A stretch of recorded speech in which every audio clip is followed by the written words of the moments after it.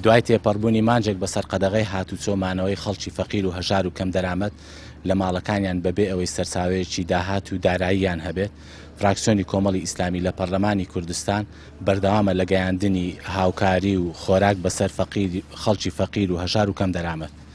بۆ ئەمە بەستەش ئەمڕۆ 250 سەبەتەی خۆراکمان ئامادە کردووە کە لە سنتەری شاری هەولێر بەبێ جیاوازی بەسەر خەڵکیدا دابەشی دەکەین. پشت بەخوا تا خێرخوازان بەردەوام بن لە هاوکاریکردن، ئێمەش بەردەوام دەبین لە گەیاندن.